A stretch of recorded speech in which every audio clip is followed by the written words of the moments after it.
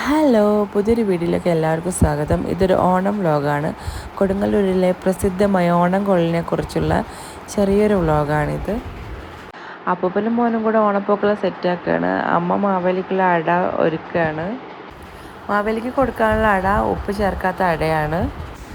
ഉപ്പേരിയും കായ വറുത്തതും ഇല്ലാതെ എന്ത് ഓണം അല്ലേ. അച്ഛനപ്പോഴേക്കും കായ വറുക്കാനുള്ള ചെറിയ പരിപാടിയിലേക്കൊക്കെ കടന്നു. ഇവിടെയൊക്കെ ഓണമാകുമ്പോഴത്തേക്ക് എന്തൊക്കെ പരിപാടികളാണ്. സത്യം പറഞ്ഞാൽ കോഴിക്കോടൊന്നും ഇങ്ങനത്തെ പരിപാടിയൊന്നുമില്ല.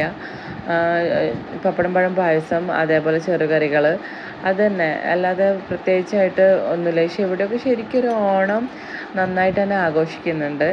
ഇങ്ങനെ ശർക്കര വരട്ടി, ഉപ്പേരി. ഇത്തവണ ഞങ്ങൾ ശർക്കര വരട്ടി ഉണ്ടാക്കിയില്ല കേട്ടോ, സമയം ഉണ്ടായിരുന്നില്ല. ഞങ്ങളതിന് 2 മണിക്കൂർ മുൻപെയാണ് വടകരയിൽ നിന്ന് കൊടുങ്ങല്ലൂർക്ക് എത്തിയത്. അപ്പോൾ അതിൻ്റെ ക്ഷീണവും കാര്യങ്ങളൊക്കെ ഉള്ള കാരണം അച്ഛൻ അതൊന്നും ചെയ്യാനായിട്ട് പോയി. എന്തായാലും ഉപ്പേരി എന്തായാലും വറുത്തെടുക്കുന്നുണ്ട്. അപ്പോൾ ഏകദേശം ഒരു 11:30 ആയിട്ടുണ്ട്. മോനും ഉറക്കാൻ വരുന്നുണ്ട്. യാത്ര ചെയ്തുകൊണ്ട് നല്ല ക്ഷീണമുണ്ട്. അച്ഛനും ഇനി ഫ്രഷായിട്ട് വേണം ഓണം കൊള്ളാനായിട്ട്. അമ്മ അതിനിടയിൽ സഹായിച്ചു കൊടുക്കുന്നുണ്ട്. ദേവട്ടനാണെങ്കിൽ ഉറക്കമൊന്നുമില്ല. ദേവട്ടന് കാർന്ന് നന്നായിട്ട് ഉറങ്ങിയിട്ടുണ്ടായിരുന്നു. അപ്പോൾ അവനിതെന്താ സംഭവം എന്ന് വെച്ച് നോക്കുകയാണ്. അങ്ങനെ ഫസ്റ്റ് സെറ്റ് ഓക്കെ ആയി. ഒരാൾക്ക് അവിടെ പണി കെട്ടിയിരിക്കുകയാണ്. വേസ്റ്റൊക്കെ എടുത്ത് കവറിലിടാൻ വേണ്ടിയിട്ട് പറഞ്ഞതാണ്. പക്ഷെ അവനത് ഇടണേനാണോ എന്താണെന്ന് അറിയില്ല, കവർ കുത്തി പൊട്ടിച്ച് കളിക്കുകയാണ്. അങ്ങനെ അത് തിളച്ച എണ്ണയിൽ കിടന്ന് നമ്മുടെ ഉപ്പേരി ഇങ്ങനെ കുളിക്കുകയാണ് മക്കളെ. ഉപ്പേരി പാകമായപ്പോൾ അത് വാരി വെച്ചു. പക്ഷെ നല്ല ടേസ്റ്റ് ഉണ്ടായിരുന്നു. കാണാനൊരു മൊഞ്ചില്ലെങ്കിലും നല്ല ടേസ്റ്റ് ഉണ്ടായിരുന്നു. അങ്ങനെ ഉപ്പേരി പണിയൊക്കെ അവിടെ കഴിഞ്ഞു. ഒരു ടിന്നിലേക്കുള്ള ഉപ്പേരി കിട്ടിയിട്ടുണ്ടായിരുന്നു. അത് അടച്ചു വെച്ചു. ഇനി ഓണം കൊള്ളാൻ വേണ്ടി പോവാം. അച്ഛനപ്പോഴേക്കും വന്ന് ഫ്രഷായി വിളക്ക് വെച്ചു. പിന്നെ അമ്മ അതിനനുസരിച്ചിട്ട് ഓരോന്ന് ഒരുക്കി അച്ഛൻ്റെ കയ്യിൽ കൊടുക്കുകയാണ്. ഇങ്ങനെയുള്ള കാര്യങ്ങൾ വല്ലതും ചെയ്യുന്നുണ്ടെങ്കിൽ അച്ഛൻ്റെ അടുത്ത് തന്നെ അമ്മ എപ്പോഴും വേണം. അച്ഛനിങ്ങനെ ഓരോന്നിനിങ്ങനെ വിളിച്ചുകൊണ്ടേ ഇരിക്കും. ഞാനും അതുപോലെ ഫോൺ കൊടുത്ത് അച്ഛൻ്റെ പിറകെ ഇങ്ങനെ പോയിക്കൊണ്ടിരിക്കുകയാണ്. ഒരാളിവിടെ ഉറക്കം വന്നിട്ട് ഉറങ്ങണോ ഓണം കൊള്ളണോ എന്നുള്ളൊരു സംശയത്തിലിരിക്കുകയാണ്. ആദ്യമൊന്നും എനിക്കിത് ഒട്ടും അക്സെപ്റ്റ് ചെയ്യാൻ പറ്റില്ല. ഇങ്ങനെ ഉറക്കമൊക്കെ ഒഴിഞ്ഞ് ഞങ്ങൾക്ക് അവിടെ കോഴിക്കോടൊക്കെ എല്ലാ ദിവസവും ഒരുപോലെ പ്രത്യേകമായിട്ടൊന്നും ഇങ്ങനെയുള്ള ഓരോ ആക്ടിവിറ്റീസൊന്നും ഉണ്ടാവില്ല. പക്ഷേ കൊടുങ്ങല്ലൂർക്ക് വന്നപ്പോഴാണ് ഇങ്ങനെയൊക്കെയാണ് ഓണം, ഇങ്ങനെയാണ് ഓരോ ചടങ്ങുകളെന്നുള്ളത് മനസ്സിലാവുന്നത്. അവൻ്റെ ഉറക്കമൊക്കെ പോകാനായിട്ട് അവനോട് രക്ഷസിൻ്റെ അവിടെ പോയി പ്രാർത്ഥിക്കാനായിട്ട് പറഞ്ഞു. അവനാണ് ഓണ വിളംബരം നടത്തേണ്ടത്, മാവേലിയെ വരവേൽക്കാനായിട്ട്. അതിന് വേണ്ടിയിട്ട് അച്ഛനെ പോലെ തന്നെ മുണ്ടൊക്കെ കൊടുത്ത് സെറ്റായി ഇരിക്കുകയാണ്. അമ്മ ചടങ്ങിന് വേണ്ടിയിട്ടുള്ള അരിയൊക്കെ ഒരുക്കി വെച്ചു. അരിയും പച്ചരിയും കൂടെ വിളക്കിൻ്റെ 2 സൈഡിലേക്കായിട്ടാണ് വെച്ചിരിക്കുന്നത്. അമ്മ ഓരോ സാധനങ്ങൾ ചടങ്ങിന് വേണ്ടിയിട്ട് അച്ഛൻ്റെ കയ്യിലേക്ക് കൊടുക്കുകയാണ്. സത്യം പറഞ്ഞാൽ ആരാണോ ഓണം കൊള്ളുന്നത് ആ ആളാണ് ഇതൊക്കെ ചെയ്യേണ്ടത്. സാധനം കൊണ്ടുത്തരുമ്പോൾ അത് മേടിക്കുകയും അവിടെ വയ്ക്കുകയും അതത് സ്ഥാനത്ത് വയ്ക്കുകയും ചെയ്യേണ്ടതൊക്കെ മോനാണ്. അച്ഛനപ്പോൾ വിളിക്കുകയാണ് അവനെ, നീ വാടാ, നീയല്ലേ ചെയ്യേണ്ടതെന്നൊക്കെ പറഞ്ഞിട്ട്.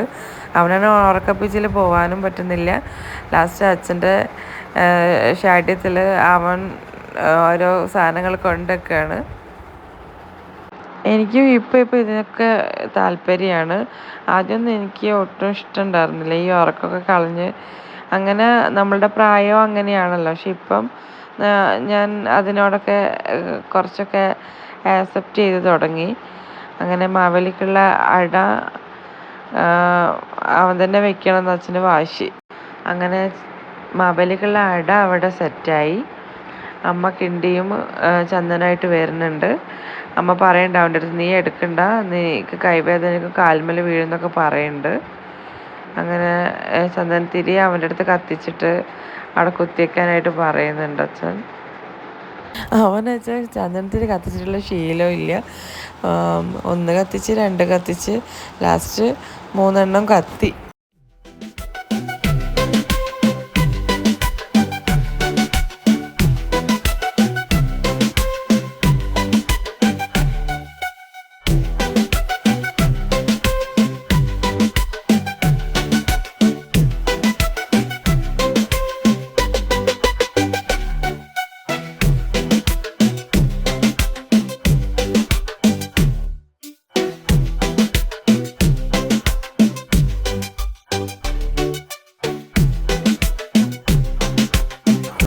പിന്നെ ഇല കഴുകിയിട്ട് അവൻ്റെ അടുത്ത് ചന്ദനം കലക്കി വെച്ചിട്ടുണ്ടായിരുന്നു.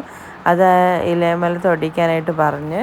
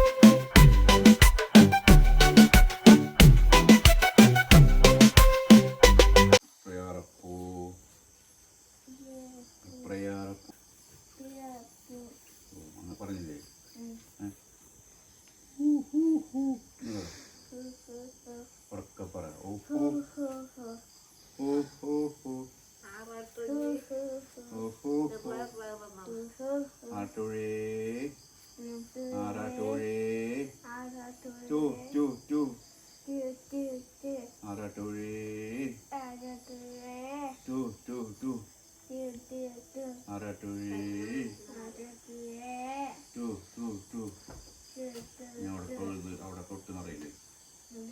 ആ അതുകൊണ്ട് ഈ പൂവ് എടുക്കുന്ന ആർത്തുമ്പ പൂവിടെ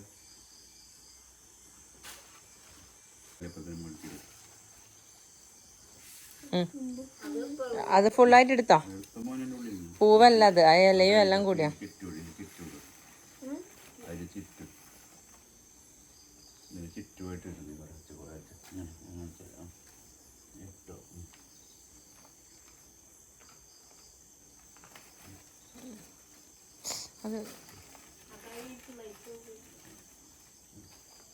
പൂവ് അതിൻ്റെ മുകളിൽ കൂടെ അതിൻ്റെ മുകളിൽ കൂടെ ആ പൂവ് അതിൻ്റെ മുകളിൽ കൂടെ ഇത് ഒക്കെ വരിട്ടോ.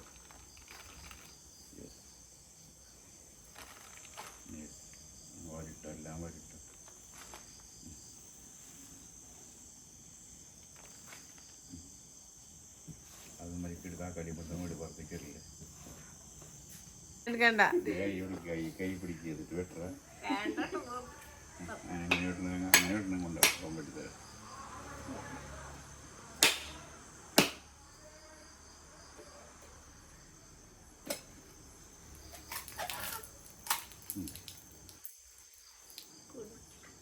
അവിടെ ഓരോ ഇതേപോലെ അപ്പുറം വിളക്കിനടുത്തതായിരിക്കും വിളക്കിൻ്റെ അവിടെ വയ്ക്കും ഓരോന്ന് അവിടെ കൊണ്ട് വെക്കടാ ആ വിളക്കിൻ്റെ അടുത്ത് വയ്ക്കും വെള്ളങ്ങളല്ലേ ആ നിലത്ത് വയ്ക്ക് ഇങ്ങോട്ട് നീക്കി വെക്കടാ ഇങ്ങോട്ട് നീക്കി വെച്ചോ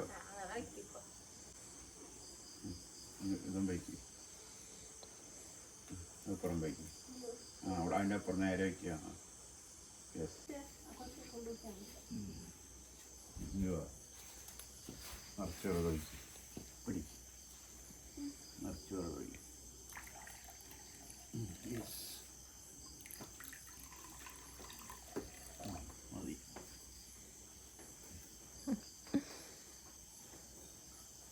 മതി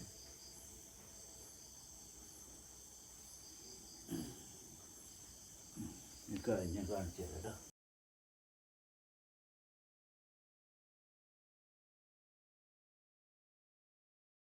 പൂക്കളത്തിൽ നിന്ന് തെറിച്ച് വീണ തുമ്പപ്പൂവിൻ്റെ ഇല 2 പീസാക്കി 2 നാളികേര വെള്ളത്തിലേക്കും കൊണ്ടിടുകയാണ്.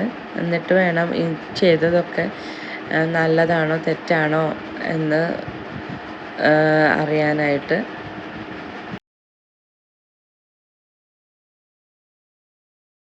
നല്ലതാണോ ചീത്തയാണോ എന്ന് അറിയാനാണ് നമ്മൾ ചെയ്യുന്നത്.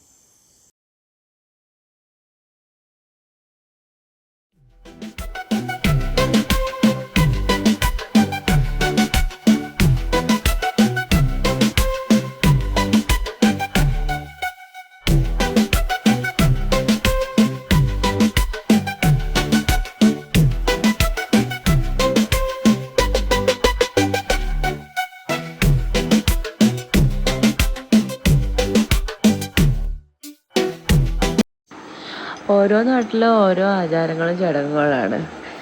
എന്തായാലും ഇത്തവണത്തെ ഓണം അടിപൊളിയായി. ദേവോട്ടിൻ്റെ ആദ്യത്തെ ഓണം കൂടിയാണ്.